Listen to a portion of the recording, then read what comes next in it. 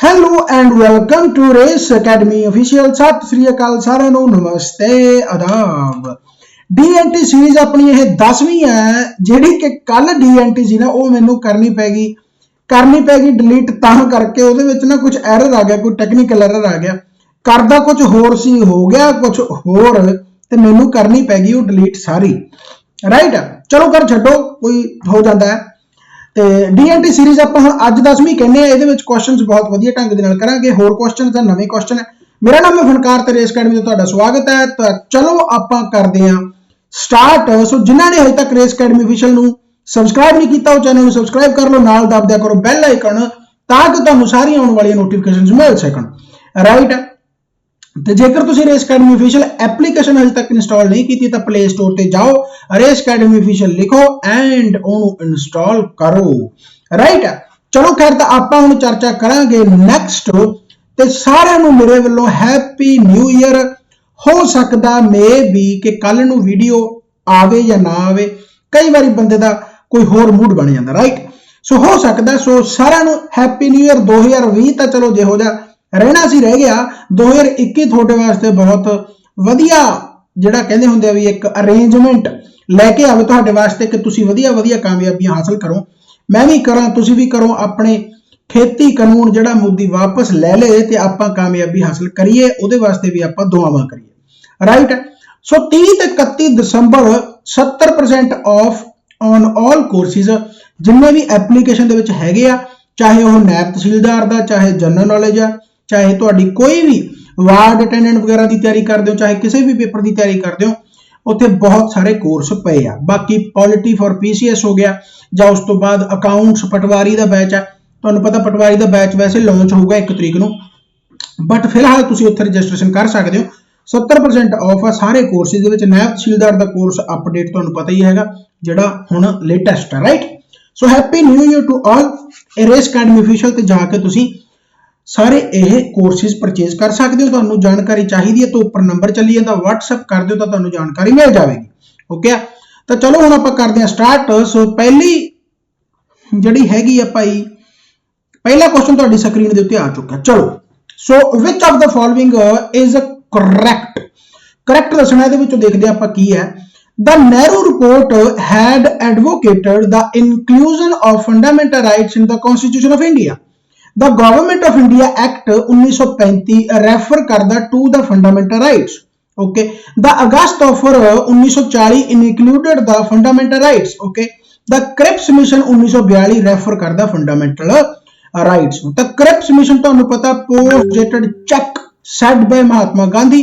सो ये नहीं हो सकता। अगस्त ऑफर भी फंडामेंटल राइट के नाल कोई मेल जोल नहीं खाता। And government of India act 1935 refer to the fundamental right नहीं जी। सो द नेहरू रिपोर्ट 1928 की डेट सी, कमेंट करके दसो जल्दी 28 अगस्त 1928। राइट, सो ਇਹਦੇ ਵਿੱਚ ਫੰਡਾਮੈਂਟਲ ਰਾਈਟ ਤੁਹਾਨੂੰ ਪਤਾ ਜਿਹੜੀ ਦੀ ਚਰਚਾ ਕੀਤੀ ਗਈ ਹੈ। ਬਾਅਦ ਦੇ ਵਿੱਚ ਤੁਹਾਨੂੰ ਪਤਾ ਕਿ ਜਿਹੜਾ ਆਪਣਾ 1929 ਦੇ ਵਿੱਚ ਲਾਹੌਰ ਸੈਸ਼ਨ ਵੀ ਆਇਆਗਾ, ਜਿਹਦੇ ਵਿੱਚ ਆਪਾਂ ਪੂਰਨ ਸਵਰਾਜ ਦੀ ਮੰਗ ਕੀਤੀ ਹੈ।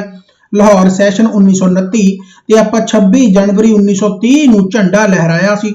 ਇਸ ਸੈਸ਼ਨ ਦੇ ਜਿਹੜੇ ਪ੍ਰੀਸਾਈਡਡ ਬਾਈ ਸੈਸ਼ਨ ਦੇ ਕੌਣ ਸੀ ਪ੍ਰੈਜ਼ੀਡੈਂਟ? JL ਨਹਿਰੂ। ਸੋ ਬਹੁਤ ਚੀਜ਼ਾਂ ਇਹ ਇੰਪੋਰਟੈਂਟ ਬਣਦੀਆਂ। ਸੋ ਪਹਿਲੀ ਸਟੇਟਮੈਂਟ ਕਰੈਕਟ ਹੋਗੀ। ਆਈ ਥਿੰਕ ਤੁਹਾਡਾ ਵੀ ਆਨਸਰ ਕਰੈਕਟ ਹੋਵੇਗਾ। ਸੋ ਨੈਕਸਟ ਕੁਐਸਚਨ ਵੱਲ ਮੂਵ ਕਰਦੇ ਹਾਂ। ਤਾਂ ਦੱਸੋ ਮੈਨੂੰ ਇਹਦਾ ਕੀ ਆਨਸਰ ਆਊਗਾ ਜਲਦੀ ਤੋਂ ਜਲਦੀ ਕਮੈਂਟ ਕਰਕੇ। Which of the following is given the power to enforce the fundamental rights by the constitution? बहुत सोहना क्वेश्चन है। पावर किदे कोल आ? Right, so which of the following is given the power to enforce the fundamental rights? ਤੁਹਾਨੂੰ ਪਤਾ ਕਿ fundamental rights ਜਿਹੜੇ ਹੈਗੇ ਉਹ ਆਪਣੇ ਪਾਰਟ ਤੀਸਰੇ ਦੇ ਵਿੱਚ ਆ, USA ਤੋਂ ਆਪਾਂ ਲਏ ਆ। ਐਂਡ ਇਹਨੂੰ ਪ੍ਰੋਟੈਕਟ ਕਰਦਾਗਾ, ਜਾਂ ਤੁਸੀਂ ਕਹਿ ਸਕਦੇ ਹੋ ਵੀ ਇਹਦਾ ਗਾਰਡੀਅਨ ਹੈ ਜਿਹੜਾ ਉਹ ਕੌਣ ਹੈ? ਸੁਪਰੀਮ ਕੋਰਟ ਹੈ। ਰਾਈਟ, ਸੋ ਸੁਪਰੀਮ ਕੋਰਟ ਫੰਡਾਮੈਂਟਲ ਰਾਈਟ ਦੀ ਗਾਰਡੀਅਨ ਹੈ। ਸੁਪਰੀਮ ਕੋਰਟ ਵੀ ਆਪਾਂ ਹਾਈ ਕੋਰਟ ਵੀ ਕਹਿ ਸਕਦੇ ਹਾਂ। ਰਾਈਟ, ਹਾਈ ਕੋਰਟ ਆਰਟੀਕਲ 226 ਰਾਹੀਂ ਹੈ ਤੇ ਸੁਪਰੀਮ ਕੋਰਟ ਆਰਟੀਕਲ 32 ਰਾਹੀਂ ਹੈ। ਕਈ ਵਾਰੀ ਇਹ ਕੁਐਸਚਨ ਪੁੱਛ ਲਿਆ ਜਾਂਦਾ ਵੀ ਦੋਨਾਂ ਚੋਂ ਹਾਈ ਕੋਰਟ ਤੇ ਸੁਪਰੀਮ ਕੋਰਟ ਚੋਂ ਜੇਕਰ ਆਪਾਂ ਰਿਟਸ ਦੀ ਗੱਲ ਕਰੀਏ, ਕਿਉਂਕਿ ਤੁਹਾਨੂੰ ਪਤਾ ਵੀ ਰਿਟਸ ਜਾਰੀ ਕਰ ਸਕਦੀ ਜੋ ਹਾਈ ਕੋਰਟ ਵੀ ਕਰ ਸਕਦੀ ਹੈ, ਸੁਪਰੀਮ ਕੋਰਟ ਵੀ ਕਰ ਸਕਦੀ। ਸੁਪਰੀਮ ਕੋਰਟ ਰਿਟ ਜਾਰੀ ਕਰਦੀ ਹੈ violation of the fundamental right ਤੇ, बट जी हाई कोर्ट है फंडामेंटल राइट के नाल ऑर्डिनरी जिन्ने भी तुहाडे जिहड़े बिल वगैरह जो भी मतलब कानून वगैरह बनते हैं उन्होंने भी जेकर कोई वायलेट हुंदा गा तां रिट्स वगैरह जारी कर सकदी। यानी कि क्वेश्चन की पूछा जाता हुंदा भी रिट्स के मामले दे विच जिहड़ा लार्जेस्ट जां लार्जर जिहड़ा एरिया कवर करदी है कौन करदी है, हाई कोर्ट करदी है या सुप्रीम कोर्ट करदी है। तो ऑब्वियसली गल है हाई कोर्ट करदी है क्योंकि सुप्रीम कोर्ट फंडामेंटल राइट तक ही है ते हाई कोर्ट है जिहड़ी ओह होर एरिया दे विच भी जाके रिट्स वगैरह जारी कर सकदी है। राइट है। सो फंडामेंटल राइट दे विच जेकर पावर पूछी जाए कि फंडामेंटल राइट वायलेट होंदे एंड रिट्स जारी कर सकदी है ओहदे कोले पावर किहदे कोल ज्यादा है दैन सुप्रीम कोर्ट है। Right. So supreme court writs जारी कर सकती है according to article 32 and high court कर सकती है 226। दोनों याद रखना ते जिहड़ी पावर दी आपां गल करदे आ भी ओह दिंदे आ to enforce the fundamental rights of the constitution the Supreme Court and high Court. यानी कि आर्टिकल चौथा ऑप्शन चौथा इसका आंसर आ गया। होपफुली तुहाडा भी आंसर यह राइट होगा। अच्छा रिट्स किन्ने तरह दी है यह भी क्वेश्चन पूछ लिया जाता। रिट्स किन्ने तरह दी 5 तरह दी रिट्स है यह भी याद रखना। Fundamental rights are justifiable non justifiable flexible जां फिर रिजिड। सो फंडामेंटल राइट्स अपने की है पहला फंडामेंटल राइट्स अपने जस्टिसिएबल है। जस्टिसिएबल जस्टिसिएबल का मतलब की है या जस्टिफिएबल का मतलब की है बेसिकली कि जेकर तुहाडे फंडामेंटल राइट्स वायलेट होंदे आ तां तुसीं सुप्रीम कोर्ट जा सकदे हो तुहाडी सुनवाई की जाएगी। जस्टिसिएबल है यानी तुहानूं जस्टिस मिलदा है। इस तरीके नाल क्वेश्चन तुहानूं फंडामेंटल राइट के अलावा डीपीएसपी भी पूछा जा सकता है directive principal of state policy right part 4 दे विच आउंदा गा तां इह भी पूछा जा सकता भी यह जस्टिसिएबल है या नहीं। तो यह जस्टिसिएबल नहीं है। कहने का मतलब डीपीएसपी दे सरकार दी ड्यूटियां जिन्होंने आप कहने भी द स्टेट्स ड्यूटी सरकार दी ड्यूटियां गई भी सरकार ने ये काम करने हैं। राइट। सो जस्टिसिएबल नहीं है यानी कि जेकर सरकार काम नहीं करती तो तुसी सुप्रीम कोर्ट या हाई कोर्ट नहीं जा सकते। जस्टिसिएबल नहीं है। यह नहीं है कि जेडे सरकार ने वादे किए भी 15-15 लाख दे देंगे हस्पताल बना देंगे रोजगार दे देंगे सड़क बना देंगे फलाना त्योंका स्टेट ड्यूटी और ड्यूटियां बनानी होंगी एक्चुअली अपन चलो आप पढ़ते हैं ना कि एजेंडा आया एक है ना वो अपना सारा कुछ दस दे भाई असीं कुछ करांगे एक्चुअल दे स्टेट दी ड्यूटियां होंदियां जिहड़ियां कि डीपीएसपी दे विच दर्ज है। राइट। हुण जे वो ड्यूटियां पूरीआं नहीं करदी तुसीं उन्हां वोट पाती भी पता नहीं साडे पिंड दे विच हस्पताल बन जाऊगा जां साडे कल्ले दे अकाउंट दे विच 15 लाख आ जाऊगा तुसीं वोट इस करके पाई आ पर की तुसीं सुप्रीम कोर्ट गए हो भी साडे 15 लाख तां आए नहीं ना कल्लियां लाहनतां पा सकदे हो जिहड़ियां आपां पा भी रहे हैं। राइट। सो जस्टिसिएबल है बेसिकली पहला ऑप्शन इसका राइट बनता है फंडामेंटल राइट्स के रिलेटेड। डीपीएसपी के रिलेटेड जस्टिसिएबल नहीं है ना ही वो इनफोर्सेबल है। राइट। ये इनफोर्सेबल है इनफोर्स है। राइट। चलो खैर इस तो बाद आ गया which one of the following is correct. Correct दसना गा Wazir Khan was killed by Sardar Fateh Singh in 1707 battle of Chappar Chiri 1710 दे विच and battle of Gurdas Nangal 1712 was between Banda Singh Bahadur and Abd Samad Khan. तो सब तो पहले बाबा बंदा सिंह बहादुर की ही गल कर लेने। बाबा बंदा सिंह बहादुर की जिहड़ी शहीदी हुई है 1716 दे विच हुई है एंड 1715 दे विच लास्ट बैटल सीगी जिहड़ी कि बैटल ऑफ गुरदास नंगल सी जिहड़ी कि बाबा बंदा सिंह बहादुर ते अब्द समद खान विचकार हुई है। ते अब्द समद खान नूं किहने भेजिया सीगा फारूक शीर ने भेजिया सी। फारूक शीर कौन है पहला मुगल इंपैरर है। राइट। 1712 दे विच राइट मुगल इंपैरर बनया सी। चलो खैर तो कहने का मतलब की है कि आ बिल्कुल स्टेटमेंट गलत है क्योंकि इतने 1712 आपां नूं भुलेखा पाउण वास्ते पाया होया एक्चुअल दे विच 1715 आऊगा। ओके हो गया। बैटल ऑफ चप्पड़ चिड़ी है जिहड़ी 1710 दे विच हुई है बिल्कुल ओके है क्योंकि 1707 दे विच गुरु गोबिंद सिंह जी की शहीदी तो बाद 1708 तो बाद बेसिकली बदला लैण वास्ते बाबा बंदा सिंह बहादुर जांदे एंड चप्पड़ चिड़ी की लड़ाई दे विच वजीर खान नूं मारिया जांदा एंड मारदा कौन Sardar Fateh Singh. Right. So battle of Chappar Chiri 1710 है एंड वजीर खान उस बैटल दे विच मारिया जांदा बाय सरदार फतेह सिंह बट 1707 नहीं 1710 यानी ये दूसरे एक दूसरे नाल रिलेट करदे हैं। यानी कि दूसरी स्टेटमेंट बिल्कुल करेक्ट है पहली गलत होगी यानी कि ਇਹਦਾ आ गया ओनली 2 आंसर आ गया तो मेरे हिसाब नाल तुहाडा भी आंसर राइट होना चाहिए है।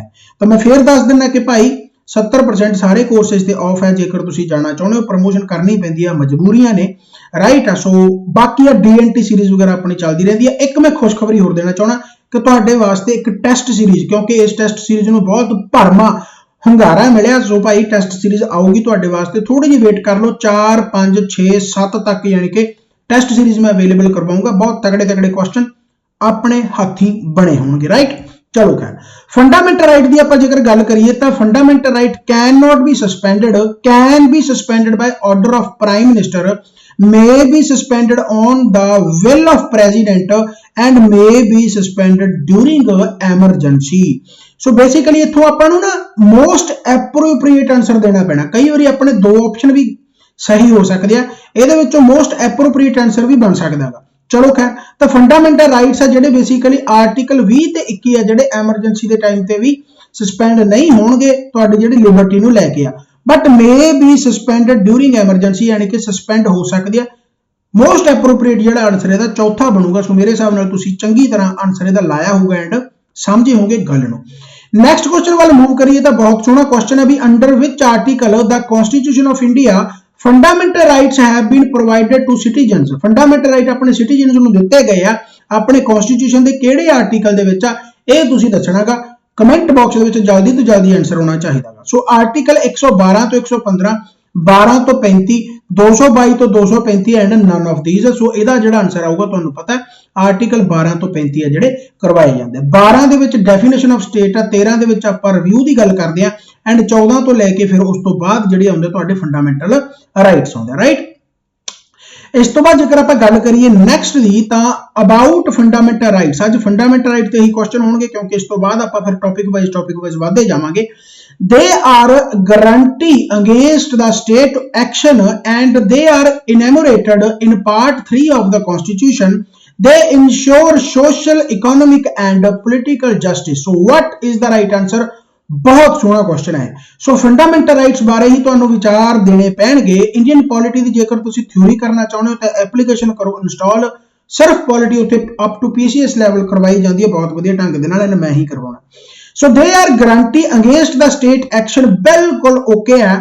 They are enumerated in part 3, ए भी बिल्कुल ओके है, बट आ ऑप्शन बिल्कुल ओके नहीं हैगा, because fundamental rights ensure your social and political justice, not economic justice, right. So economic justice नूं नहीं ये इंश्योर करदागा, कारण थ्योरी दे विच ही तुहानूं मैं दस सकदागा, चंगी तरह जिन्हां ने मेरे तो थ्योरी पढ़ रखी उन्हां नूं चंगी तरह पता हो इस बारे, राइट। सो इकोनॉमिक जस्टिस नहीं हैगा, इंश्योर करदा तुहाडा सोशल एंड पॉलिटिकल जस्टिस। सो तीसरा ऑप्शन बिल्कुल गलत है, यानी कि दूसरा ते पहला इहदा ऑप्शन बिल्कुल राइट हो गया, यानी फर्स्ट एंड सैकंड दा आंसर राइट बनदा। इस तो बाद आपां नैक्सट क्वेश्चन वाल मूव करदे हां। बहुत सोहना क्वेश्चन है भी राइट टू इक्वलिटी है जिहड़ा इज गिवन बाय, ਆਪਾਂ राइट टू इक्वलिटी दी फंडामेंटल राइट दे विच ही गल करदे। सो किहड़े-किहड़े आर्टिकल है जी, आर्टिकल 13 14 15 16। सो मैं तुहानूं हुणी दस के हटिया सी, पिछे जे एक आया सी जदों क्वेश्चन तां उदों मैं दस्सिया सी कि राइट टू इक्वलिटी, जल्दी जल्दी आंसर दे दो मेरे लिखदे लिखदे, राइट टू इक्वलिटी आर्टिकल जिहड़ा तुहाडा हैगा यह 14 तो लेके 18 तक है, राइट टू इक्वलिटी, राइट। सो यानी कि 14 भी राइट है, 15 भी राइट है एंड 16 भी राइट हो गया तुहाडा, बहुत इंपॉर्टेंट है। आर्टिकल 13 इसका आंसर नहीं हैगा, राइट। सो दूसरा तीसरा चौथा सी ऑप्शन तुहाडा राइट बन गया। सो मेरे हिसाब नाल तुहाडे सारिਆਂ ਦਾ आंसर राइट होना चाहिए, ओके। इस तो बाद आप नैक्सट क्वेश्चन वाल मूव करते हैं। बहुत सोहना क्वेश्चन है, which one of the following is correct. Taj Mahal जिहड़ा आगरा गा was built in 1632, red fort Delhi was built in 1639, Agra city है जिहड़ा founded by Sher Shah Suri, Taj Mahal and red fort was founded by Shah Jahan. So what is the right answer, इहदे बारे भी तुसी चर्चा करनी है, बहुत सोहना क्वेश्चन है। चलो कर ताजमहल ते रेड फोर्ट तो तुसी क्वेश्चन नूं गलत ना करियो, क्योंकि एज इट इज क्वेश्चन यह आए होया किते ना किते, चाहे वह यूपी पीसीएस हो चाहे फिर बिहार पीसीएस हो। चक्कर इत्थों की पाया जांदा भी इन्हां दी शुरुआत वाले साल लिखे आ, बन दे विच ते इन्हां नूं काफी टाइम लग्गिआगा, इस करके वो साल नहीं आउणगे जदों शुरुआत होगी, यानी कि बनने स्टार्ट हो गए, उही साल तुसी याद करने आ। So Taj Mahal Agra was built in 1632, बिल्कुल राइट है। Red fort Delhi was built in 1639। हुण रेड फोर्ट है जिहड़ा 8 सालां च बनिया, ठीक है ना, इस तो बाद 48 च आके खत्म होंदा है। सो वो नहीं याद करना, बस 1639 याद कर लो। Agra city was founded by Sher Shah Suri, यह बिल्कुल गलत है। मैं तुहानू लोधी वंश वेले भी पढ़ाया सी कि बहलोल लोधी स्थापना करदा है, फिर आउंदा तुहाडा सिकंदर लोधी ते फिर आउंदा तुहाडा इब्राहिम लोधी ते फिर इब्राहिम लोधी नूं हराउंदा बाबर पानीपत दी पहली लड़ाई ते सिकंदर लोधी आगरा दा निर्माण करदा, एस्टैब्लिशमेंट करदा। सो शेरशाह सूरी द्वारा नहीं है, यानी कि यह गलत हो गया। Taj Mahal and red fort was founded by Shah Jahan, okay हो गया। सो पहला दूसरा ते चौथा इहदा ए ऑप्शन आंसर बनदा। होपफुली तुहाडा आंसर भी बिल्कुल राइट होवेगा। नैक्सट क्वेश्चन वाल आपां मूव करदे हां ते आ गई प्रमोशन। सो प्रमोशन मैनूं करनी पैनी है राजिओ। Happy new year to all of you. 2020-21 दी यह लास्ट ऑफर 30 ते 31 दिसंबर यानी कि अज का जोड़ा जो भी टाइम बचेगा 70% of on all courses. Application करो इंस्टॉल रेस अकैडमी ऑफिशियल। जेकर तुहाडे कोले आईफोन है, तुसी अमीर हो, तो फिर तुसी की कर सकते हो, क्लास प्लस दी ऐप इंस्टॉल करके उत्थे ऑर्गेनाइजेशन कोड यूज कर सकते हो MHWIH ये यूज कर सकते हो। बाकी तुसी वध तो वध रैकमेंड कर सकते हो अपने आस पास के जिन्होंने नीड है, बहुत वधिया ढंग दे नाल इत्थे पढ़ाया जांदा गा। नैक्सट आपां क्वेश्चन वाल आउणे आ तां which article of the constitution gives the presidents to constitutional provisions over the laws made by the union parliament और स्टेट लैजिस्लेचर। की कहंदा गा भी जिहड़े लॉ है बनाए जांदे आ मेड बाय द यूनियन जां फिर स्टेट लैजिस्लेचर दी जिहड़ी गल हुंदी हैगी, ओनू प्रेसिडेंट्स दा मतलब ओहदा मोहरी कौन है, प्रायोरिटी किहदे कोले आ, constitutional provision over the laws केड़ा आर्टिकल है। ऑब्वियसली गल आपां जुडिशियल रिव्यू की गल करते, जेकर फंडामेंटल राइट कोई भी वायलेट हुंदागा तां रिव्यू कर सकते, उन्होंने आपां आर्टिकल नल एंड वॉइड करार दिता जा सकता है, राइट। सो 13 आर्टिकल है, ओके है बिल्कुल। सो आर्टिकल 13 इसदा राइट आंसर बनता है।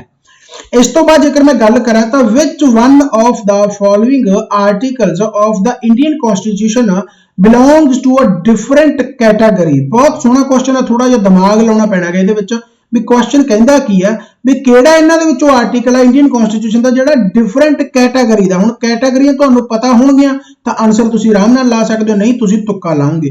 कैटागरियां मीनस जिवें आपां राइट टू इक्वलिटी की गल करदे हां, उस तो बाद आपां राइट टू लिबर्टी की गल करदे हां और राइट टू प्राइवेसी की गल करदे हां, इसे तरीके दे नाल कैटागरी है, राइट। सो तुहानूं पता कि राइट टू इक्वलिटी आपां इस तो पहलां ही करके हटे 14 तो 18 ਇਹ ਤੁਸੀਂ ਅੱਜ ਦੀ ਟੈਸਟ ਸੀरीज कर ली ना, फंडामेंटल राइट कवर हो जाना, गारंटी है। चलो पढ़ना तो पऊगा, थ्योरी जरूर पढ़ियो, राइट। चलो खैर तो आर्टिकल 14 तो 18 यानी कि आ भी ते इक्को कैटेगरी दे विच आर्टिकल 19 नहीं हैगा। ये तुहाडी राइट टू फ्रीडम है, राइट टू फ्रीडम, राइट, जिहदे विच ओरिजिनल दे विच 7 फ्रीडमां सी ते आपां नूं ਜਿਹੜੀਆਂ टोटल ਹੁਣ ਉਹ 6 ਰਹਿ ਗਈਆਂ। ਇਹ ਰਾਈਟ ਟੂ ਫਰੀडम ਦੀ ਮੈਂ ਗੱਲ ਕਰਦਾ, ਪੂਰੇ ਫੰਡਾਮੈਂਟਲ ਰਾਈਟ ਦੀ ਗੱਲ ਕਰਦਾ, ਰਾਈਟ। ਇਹਦੇ ਵਿੱਚ ਵੀ ਰਾਈਟ ਟੂ ਪ੍ਰੋਪਰਟੀ ਸੀ ਬੇਸਿਕਲੀ, ਜਿਹਨੂੰ ਰਿਮੂਵ ਕੀਤਾ ਗਿਆ ਸੀ, ਜਿਹੜਾ ਕਿ ਤੁਹਾਡਾ ਲੀਗਲ ਰਾਈਟ ਬਣ ਗਿਆ। ਰਾਈਟ ਟੂ ਪ੍ਰੋਪਰਟੀ ਜਿਹੜਾ 44th ਅਮੈਂਡਮੈਂਟ 1978 ਦੇ ਰਾਹੀਂ ਰਿਮੂਵ ਕੀਤਾ ਗਿਆ, ਆਰਟੀਕਲ ਜਿਹੜਾ 1 ਦੇ ਜੀ ਦੇ ਵਿੱਚ ਆਉਂਦਾ, ਰਾਈਟ, ਜਾਂ ਐਫ ਦੇ ਵਿੱਚ ਆਉਂਦਾ, ਠੀਕ ਹੈ। ਸੋ ਇਹ ਬਹੁਤ ਇੰਪੋਰਟੈਂਟ ਚੀਜ਼ਾਂ ਬਣਦੀਆਂ ਗਈਆਂ। ਚਲੋ ਖੈਰ थ्योरी का पार्ट है। Which one of the following is not included in the fundamental right to equality as enshrined in the constitution. So की कहंदा गा भी फंडामेंटल राइट दे विच इंक्लूड नहीं हैगा राइट टू इक्वालिटी। चलो तो दसो भाई एज श्राइंड तो इक्वालिटी बिफोर ला, ओके हो गया, तुहानूं पता है सोशल इक्वालिटी, इक्वल अपॉर्चुनिटी। सो ये तो पहला ही क्वेश्चन आ चुका है, जिहदे विच तीसरा ऑप्शन सीगा जिहदे विच सोशल इकोनॉमिक ते जस्टिस ते आपां इकोनॉमिक कट्टिया सी। सो इकोनॉमिक इक्वालिटी की कोई गल नहीं करता फंडामेंटल राइट। सो ये आंसर इहदा आऊगा चौथा, यानी कि इत्थे नॉट पूछा सीगा, सो ये बिल्कुल भी नहीं हैगा। So that is the answer, okay हो गया। सो नेक्स्ट क्वेश्चन वाला आपां मूव करते हैं। Under which provision of the constitution untouchability has been abolished. So untouchability है बेसिकली इहनूं अबॉलिश किया गया, किहड़ा कॉन्स्टिट्यूशन का प्रोविजन है, तुहानूं पता आर्टिकल 17 जिहड़ा अनटचेबिलिटी की गल करदा गा। तुसीं मांझी फिल्म देखी होगी, तो मांझी फिल्म दे विच एक सीन आउंदा हुंदा जिहदे विच ओह पता नहीं पटवारी हुंदा, कौन हुंदा नेता, जिहड़ा अपना नवाजुद्दीन सिद्दीकी वो जाके जफ्फी पा लैंदा, क्योंकि खबर हुंदी हैगी ते खबर फैलती है कि हुण भी अखबार दे विच आउंदा हुंदा भी सरकार ने इस ते लगाम लाई है, इहनूं अबॉलिश करता, ते वो छोटी जाति दे हुंदे तो नाल दी नाल जाके जफ्फी पाउंदा, राइट है। बट उही गल है भी वो कहंदा असीं नहीं मनदे सरकारां दे नियम नूं, अनटचेबिलिटी, यानी कि इन्ना ज़्यादा जिहड़ा कि कीता जांदा सीगा, है ना, तुहानूं पता ही है। ते हुण भी अजकल भी तुसीं देख सकदे हो बहुत ज़्यादा बुरा हाल है, अपनी स्टेट ਦੇ ਵਿੱਚ ਭਾਵੇਂ ਨਾ ਹੋਵੇ ਪਰ ਬਹੁਤ ਥਾਵਾਂ ਤੇ ਹੈਗਾ ਹਜੇ ਵੀ ਹੈਗਾ ਊਚ ਨੀਚ ਦਾ ਫਰਕ ਆ ਜਿਹੜਾ ਰਾਈਟ ਸੋ ਆਰਟੀਕਲ 17 ਇਹਦਾ ਆਨਸਰ ਆ ਗਿਆ क्वेश्चन बहुत सुनागा भी prohibition and abolishment of untouchability may be achieved by making laws improving education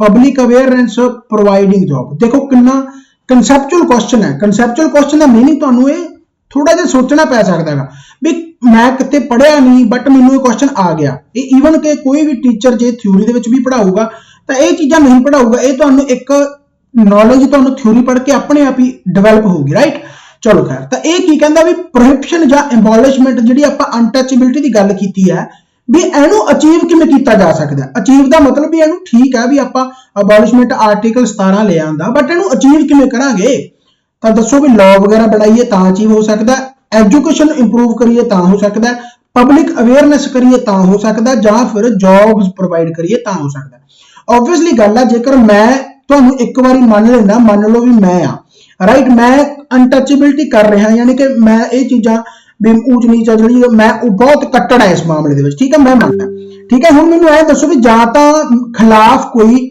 मैं उन्हां चीज़ां नूं मन्नूं किवें जां तां कोई सख्त लॉ बन जाण तां कि मैनूं डर लगे कि हाँ यार मैनूं सज़ा हो सकती है जां फिर एजुकेशन ही इंप्रूव इन्नी ज़्यादा करो कि लोकां दे विच जिहड़ा इह मतभेद आ ओह बंद हो जाए जां फिर पब्लिक अवेयरनेस इन्नी करो कि अवेयरनेस इन्नी ज़्यादा फैल जाए सब अपने नाल एक दूसरे नाल इक्वल अवेयरनेस करन ते जां फिर जॉब्स दे दो तुसीं भावें हुण इन्नी माड़े हालात दे विच कह दो कि हाँ जी जॉब दे दो जे तुसीं माड़ा मोटा करदे भी होवोगे पर करना तो वैसे भी नहीं चाहिए तो यह लालच मेरे हिसाब नाल काम नहीं आऊगा राइट तो जॉब्स जे मिल गई तो ये अनटचेबिलिटी का कोई भी सीन नहीं है राइट सो चौथा यदा नहीं बनता यानी कि पहले नाल भी अचीव हो सकता दूसरे नाल भी अचीव हो सकता तीसरे नाल भी हो सकता यानी कि पहला दूसरा ते तीसरा यदा आंसर आ जाऊगा देखो कितना घैंट क्वेश्चन है राइट चलो खैर right to freedom of press is included in तो दसो आर्टिकल 1A दे विच या C दे विच या D दे विच या B दे विच सो राइट टू फ्रीडम तुसीं सारे याद करने आ ते राइट टू प्रेस आ जिहड़ा बहुत वारी पूछा जांदागा आर्टिकल 1A दे विच राइट चलो खैर ता एक क्वेश्चन बहुत मशहूर है ते ओहदा हल मैं कल नूं करूंगा जां जदों भी नैक्सट क्लास होगी अज मैं तुहाडे तो क्वेश्चन पुछदागा कमेंट बॉक्स दे विच आंसर जरूर ला के जाना इत्थों ही याद आया मैनूं RTI की है मैं इन्ना ही क्वेश्चन पूछा जे मैं इस तो गाहां क्वेश्चन होर पूछ लिया फिर तुहानूं पता लग जाऊगा RTI की है बस इन्ना ही पूछा मैं कुछ नहीं होर कहा सिर्फ RTI पूछा ऑप्शन लाऊंगा तो दस्सिओ मैनूं इहदा आंसर की है फंडामेंटल राइट है लीगल राइट है बोथ ते जां फिर नन ऑफ दीज बस इन्ना ही पूछा मैं राइट है फंडामेंटल राइट है लीगल राइट है बोथ है या नन ऑफ दीज RTI की है वो अड गल भी एग्जामिनर की सोचूगा छड्डो पर एग्जामिनर ते मैं पूछया बस मैनूं ऐ दसो भी RTI की है यानी कि राइट टू इंफॉर्मेशन एक ही है बहुत तगड़ा क्वेश्चन है गारंटी है आंसर गलत लाऊंगे ठीक है फंडामेंटल राइट है लीगल राइट है बोथ है या नन ऑफ दीज सोचने लिए मजबूर हो जाओ नैट ते मार लोगे सर्च तक गलत मिलूगा पहला दस दिन चलो which one of the following is correct Babur ने अनैक्स किया डिफीटिंग सिकंदर लोधी 1525 दे विच पंजाब नूं Guru Nanak Dev ji was arrested at Ahmedabad by Babur 1520 दे विच ओके दौलत खान लोधी ने इनवाइट किया बाबर नूं to invade India Tatar Khan है जिहड़ा was appointed as the governor of Punjab by Bahlol Lodhi simple जी गल है बहलोल लोधी 1451 दे विच आउंदा ते 1469 दे विच ततार खान नूं बनाउंदागा पंजाब दा गवर्नर बिल्कुल राइट है Tatar Khan was appointed governor of Punjab by Bahlol Lodhi Daulat Khan Lodhi Babar नूं ही बुलाउंदा हुंदा राइट है दौलत खान लोधी कहंदा भई आजा हमला कर क्योंकि इब्राहिम लोधी तख्त ते बैठा हुंदा ते दौलत खान लोधी बनना चाहुंदा हुंदा गुरु नानक देव जी ने अहमदाबाद विखे बाबर द्वारा अरेस्ट किया जांदागा 1520 दे विच बिल्कुल राइट है क्यों क्योंकि तीसरा हमला जिहड़ा हुंदागा बाबर दा उहदे विच अरेस्ट कर लिया जाता ओके सो यानी कि स्टेटमेंट बाबर अनैक्स करता पंजाब नूं बाय डिफीटिंग सिकंदर बाबर पंजाब नूं अनैक्स करता दौलत खान लोधी नूं ही हरा के दौलत खान लोधी ही इहनूं बुलाउंदा हुंदा सप नूं दुੱਧ पिआउण वाला काम कीता सो दौलत खान लोधी ਨੂੰ ਬਾਬਰ ਐਂਡ ਦੇ ਵਿੱਚ ਹਰਾਉਂਦਾਗਾ। ਸੋ ਬਿਲਕੁਲ ਸਟੇਟਮੈਂਟ ਜਿਹੜੀ ਇਹ ਗਲਤ ਹੈ ਕਿਉਂਕਿ ਇੱਥੇ ਸਿਕੰਦਰ ਲੋਧੀ ਲਿਖਿਆ ਹੋਇਆ ਰਾਈਟ ਆ। ਚਲੋ ਖੈਰ ਨਾਲੇ ਇੱਥੇ 1525 ਵੀ ਨਹੀਂ ਆਊਗਾ, 1524 ਆਊਗਾ, 1525 ਹੀ ਆਊਗਾ ਕਿਉਂਕਿ 1525 ਦੇ ਵਿੱਚ ਪੰਜਾਬ ਨੂੰ ਅਨੈਕਸ ਕਰ ਲਿਆ ਰਾਈਟ। ਸੋ ਦੂਸਰਾ ਤੀਸਰਾ ਚੌਥਾ, ਸੋ ਦੂਸਰਾ ਤੀਸਰਾ ਚੌਥਾ ਯਾਨੀ ਕਿ ਆਹ ਸਟੇਟਮੈਂਟ ਪਈ ਹੈ। हैप्पी न्यू ईयर 2020-21 ऑफर फेर है, प्रमोशन करनिया पैंदियां 30-21 दसंबर 70% ऑफ ऑल।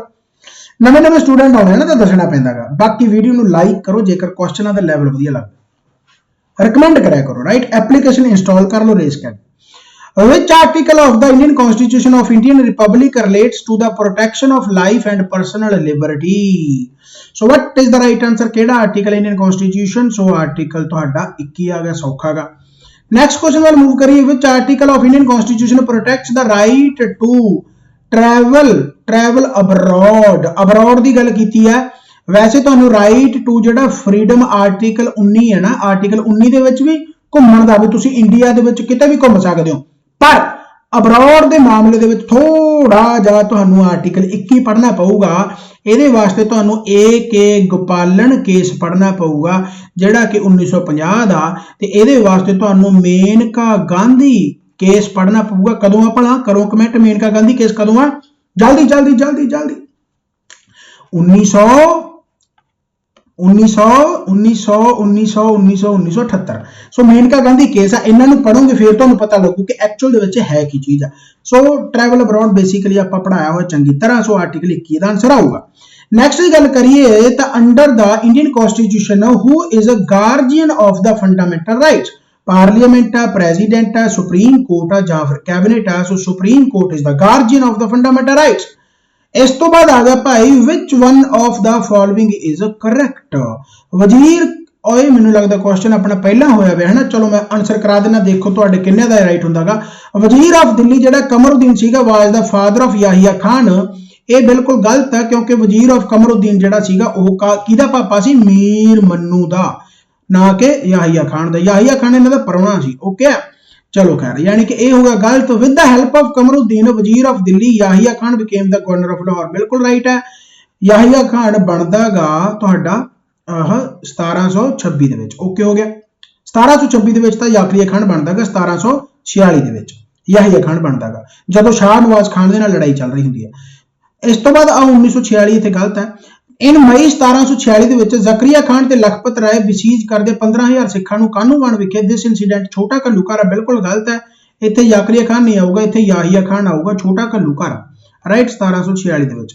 ਚਲੋ ਖੈਰ ਤਾਂ ਯਾਦ ਰੱਖਣਾ। ਸੋ ਬੇਸਿਕਲੀ ਆ ਹੋ ਗਿਆ ਗਲਤ ਤੇ ਪਹਿਲਾ ਵੀ ਗਲਤ ਹੋਗਾ। ਓਨਲੀ 2 ਆਨਸਰ ਇਹਦਾ ਰਾਈਟ ਬਣੇਗਾ। ਵੱਡਾ ਘੱਲੂਘਾਰਾ 1762 ਦੇ ਵਿੱਚ ਕੁੱਪ ਮਲੇਰਕੋਟਲਾ ਕੋਲ ਰਾਈਟ। ਉਹਦੇ ਵਿੱਚ ਅਹਿਮਦ ਸ਼ਾਹ ਅਬਦਾਲੀ ਸੀਗਾ। ਅਹਿਮਦ ਸ਼ਾਹ ਅਬਦਾਲੀ ਤੇ जिया खान जिहड़ा सरहिंद दा सी राइट। ते अपना की हो गया इहदे विच करैक्ट दसना सी, जो दूसरा इहदे विच करैक्ट हो गया। By which of the following the right to property has been omitted? Okay so भाई राइट टू प्रॉपर्टी नूं दसो किहड़े अमेंडमेंट दे विच कढिया गया? तां 44th अमेंडमेंट 1900 लिखियो माड़ा जिहा जल्दी जल्दी जल्दी। 44th amendment very good. तां की आंसर आऊगा? 1978। ओके हो गया, ओमिट किया गया। किहड़ा आर्टिकल बन गया हुण? 300A आर्टिकल लीगल राइट है आपां अजकल कहने।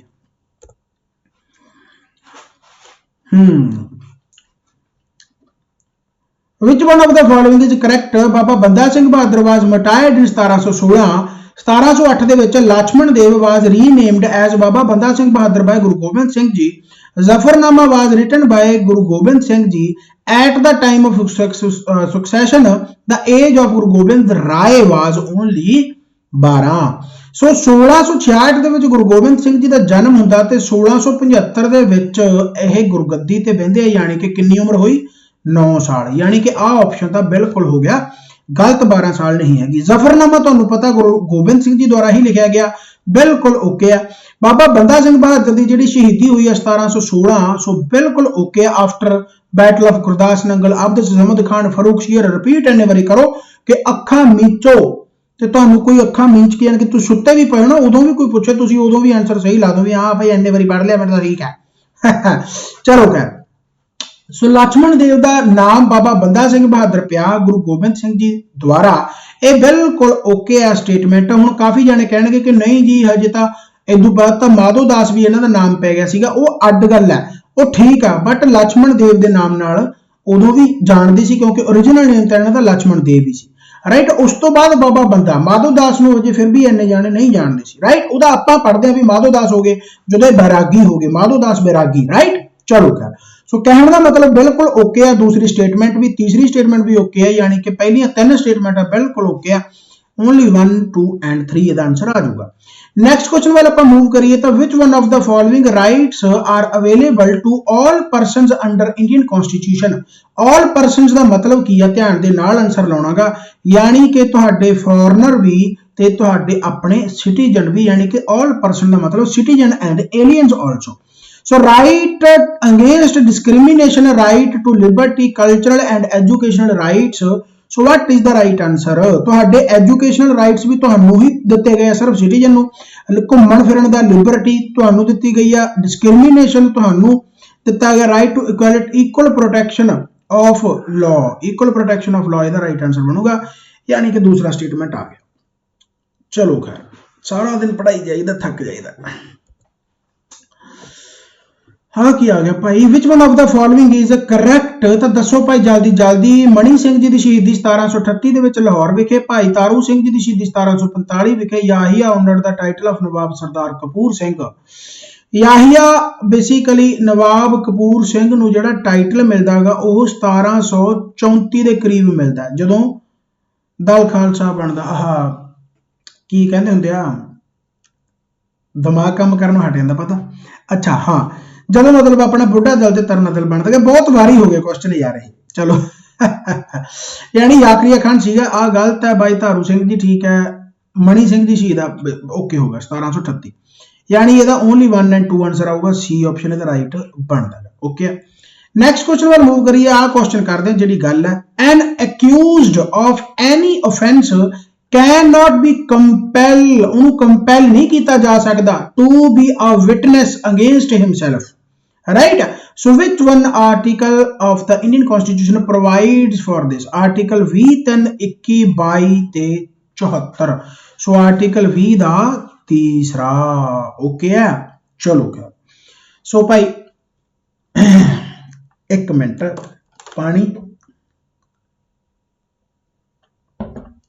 लाइक करो लाइक करो लाइक करो वीडियो ਨੂੰ। नेक्स्ट क्वेश्चन वाल मूव करिए जी।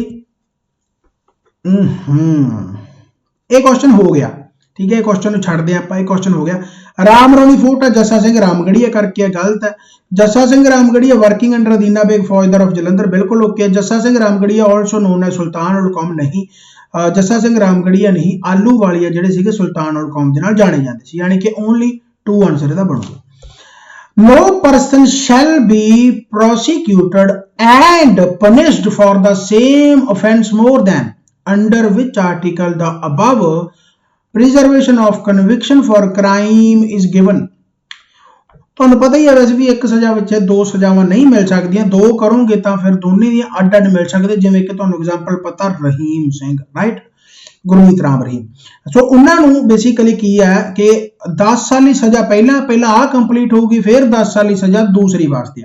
ਸੋ ਇਹੀ ਗੱਲ ਹੈ ਬੇਸਿਕਲੀ। ਸੋ ਇਹ ਕਿਹੜਾ ਆਰਟੀਕਲ ਆ ਭਾਈ? ਤੁਹਾਡਾ ਆਰਟੀਕਲ 20 ਹੋ ਗਿਆ, ओके ਆ। ਸੋ ਆਪਾਂ ਨੈਕਸਟ ਵੱਲ मूव करिए, इंपॉर्टेंट है। हैप्पी न्यू ईयर 2020 ਤੇ 21 30 ਤੇ 31 ਦਸੰਬਰ 70% ਆਫ। ਇੰਨੇ ਵਾਰੀ ਤਾਂ ਮੈਨੂੰ ਲੱਗਦਾ ਪ੍ਰਮੋਸ਼ਨ ਕੋਈ ਵੀ ਨਹੀਂ ਕਰਦਾ ਹੋਣਾ। चलो, तुझका बाबरी है जेड़ा रिटन बाय बाबर, आयने अकबरी बाज रिटन है अकबर, तुझके जहांगीर बाज रिटन बाय जहांगीर, केड़ा अंदा विचों करैक्ट है? सो तुहानूं पता कि कई बारी ना क्वेश्चन पूछ लिया जांदा वी मुगल एम्पायर दे विचों अनपढ़ कौन सी, तां अकबर इलिटरेट सी, अकबर ने अपनी जीवनी आप नहीं लिखी। So Ain Akbari was not written by Akbar, so फिर किहदे द्वारा लिखी गई आ? अबुल फजल, याद रखना। यानी कि आ बिल्कुल गलत है, तुझके बाबरी ठीक है, तुझके जहांगीर ठीक है, यानी कि इसका आंसर आ जाएगा ओनली 1 एंड 3। ओके हो गया। सो नेक्स्ट क्वेश्चन वाला आप मूव करिए तो which one of the following is connect connected with blue water policy. ਤਾਂ ਜਦੋਂ 1498 ਦੇ ਵਿੱਚ ਵਾਸਕੋ ਡੀ ਗਾਮਾ ਆਇਆ ਤੇ ਉਸ ਤੋਂ ਬਾਅਦ 1502 ਦੇ ਵਿੱਚ ਵਾਸਕੋ ਡੀ ਗਾਮਾ ਆਇਆ ਤੇ ਉਸ ਤੋਂ ਬਾਅਦ 1510 ਦੇ ਵਿੱਚ ਗੋਆ ਨੂੰ ਕੈਪਚਰ ਕੀਤਾ ਗਿਆ ਤੇ ਗੋਆ ਨੂੰ ਕੈਪੀਟਲ ਬਣਾਇਆ ਗਿਆ। ਬੇਸਿਕਲੀ ਬਲੂ ਵਾਟਰ ਪਾਲਿਸੀ ਉਸ ਟਾਈਮ ਦੇ ਨਾਲ ਰਿਲੇਟ ਖਾਂਦੀ ਆ, ਕਿਉਂਕਿ ਇਹ ਆਏ ਸੀ ਪਾਣੀ ਰਾਹੀਂ ਤੇ ਉਸ ਤੋਂ ਬਾਅਦ ਇਹਨਾਂ ਦਾ ਆਪਣਾ ਰਾਜ ਸਥਾਪਿਤ ਹੋ ਗਿਆ ਤੇ ਇਹਨਾਂ ਨੇ ਪਾਣੀ ਤੇ ਵੀ ਕਬਜ਼ਾ ਕਰ ਲਿਆ ਤੇ ਟੈਕਸ ਵਗੈਰਾ ਲਾਉਣ ਲੱਗੇ। that is called blue water policy। ਪਾਣੀ ਦਾ ਵੀ ਕੁਝ ਏਰੀਆ ਜਿਹੜਾ ਅੱਜ ਕੱਲ ਵੀ ਤੁਸੀਂ ਦੇਖਦੇ ਹੋ, ਜਿਵੇਂ ਇਹ ਇੰਡੀਆ ਦਾ ਪਾਣੀ ਆ, ਮੁੜ ਕੇ ਸ਼੍ਰੀਲੰਕਾ ਦਾ ਸਟਾਰਟ ਹੋ ਜਾਂਦਾ, ਫਲਾਨਾ ਧੌਂਕਾ ਉਸ ਟਾਈਮ ਤੇ ਸੀਗਾ। ਤੇ ਇਹਦਾ ਜਿਹੜਾ ਆਨਸਰ ਆਊਗਾ ਉਹ ਆਊਗਾ ਡੀ ਅਲਮੀਡਾ, ਫ੍ਰਾਂਸਿਸਕੋ ਡੀ ਅਲਮੀਡਾ, ਰਾਈਟ। ਸੋ ਪਹਿਲਾ ਇਹਦਾ ਆਨਸਰ ਰਾਈਟ ਬਣਦਾ। ਸੋ ਮੇਰੇ ਹਿਸਾਬ ਨਾਲ ਤੁਹਾਡਾ ਵੀ ਆਨਸਰ ਰਾਈਟ ਹੋਊਗਾ। ਲਾਲਾ ਲਾਜਪਤ ਰਾਏ ਨੂੰ ਸ਼ੇਰੇ ਪੰਜਾਬ ਕਿਹਾ ਜਾਂਦਾ, ਮਹਾਰਾਜਾ ਰਣਜੀਤ ਸਿੰਘ ਨੂੰ ਸ਼ੇਰੇ ਸਰਕਾਰ ਕਿਹਾ ਜਾਂਦਾ। ਲਾਲਾ ਲਾਜਪਤ ਰਾਏ ਢੁੱਡੀਕੇ ਵਿਖੇ, ਮਹਾਰਾਜਾ ਰਣਜੀਤ ਸਿੰਘ ਵਿਖੇ ਗੁਜਰਾਂਵਾਲਾ। ਸਾਰੀ ਸਟੇਟਮੈਂਟ ਕਰੈਕਟ ਹੈ। ਪਹਿਲਾਂ ਵੀ ਇਹ ਕੁਐਸਚਨ ਆ ਚੁੱਕੇ, ਮੈਂ ਬਹੁਤ ਵਾਰੀ ਦੱਸਦਾ ਹੁੰਦਾ। ਸ਼ੇਰੇ ਸਰਕਾਰ ਮਹਾਰਾਜਾ ਰਣਜੀਤ ਸਿੰਘ ਨੂੰ 1801 ਜਦੋਂ ਕੋਰੋਨੇਸ਼ਨ ਹੋਈ ਆ, ਮਹਾਰਾਜਾ ਟਾਈਟਲ ਮਿਲਿਆ, ਸਿੱਖ ਇੰਪਾਇਰ ਦੀ ਸਥਾਪਨਾ ਹੋਈ ਆ, ਉਸ ਟਾਈਮ ਤੇ ਸ਼ੇਰੇ ਸਰਕਾਰ, ਪਰ ਆਪਾਂ ਮਹਾਰਾਜਾ ਰਣਜੀਤ ਸਿੰਘ ਨੂੰ ਸ਼ੇਰੇ ਪੰਜਾਬ ਦੇ ਨਾਲ ਬੜੇ ਜਾਂਦੇ ਆ। ਤੇ ਜਿਹੜੇ ਲਾਲਾ ਲਾਜਪਤ ਰਾਏ ਇਹਨਾਂ ਨੂੰ ਸ਼ੇਰੇ ਪੰਜਾਬ ਵੀ ਕਿਹਾ ਜਾਂਦਾ, ਪੰਜਾਬ ਕੇਸਰੀ ਵੀ ਕਿਹਾ ਜਾਂਦਾ, ਯਾਨੀ ਕਿ ਦੋਨੇ ਸਟੇਟਮੈਂਟ ਬਿਲਕੁਲ ਕਰੈਕਟ ਆ। ਤਾਂ ਕਰੈਕਟ ਹੈਗੇ ਢੁੱਡੀਕੇ ਜਿਹੜਾ ਇਹ ਮੋਗਾ ਜ਼ਿਲ੍ਹਾ ਕੋਲੇ। ਹਾਂ ਭਾਈ, ਇਸ ਤੋਂ ਬਾਅਦ ਆ ਗਿਆ ਆ ਕੁਐਸਚਨ ਵੀ ਮੈਨੂੰ ਲੱਗਦਾ ਕੁਐਸਚਨ ਰਿਪੀਟ ਹੋਣ ਲੱਗੇ। Fort of Malot was besieged by Babur during 5th invasion. ਅੱਛਾ, Ibrahim Lodhi ascended the throne 1517 okay ਆ। 1469 ਤੋਂ ਲੈ ਕੇ ਲੋਧੀ ਵੰਸ਼ 1451 ਤੋਂ ਲੈ ਕੇ 1526 ਤੱਕ ਹੈ।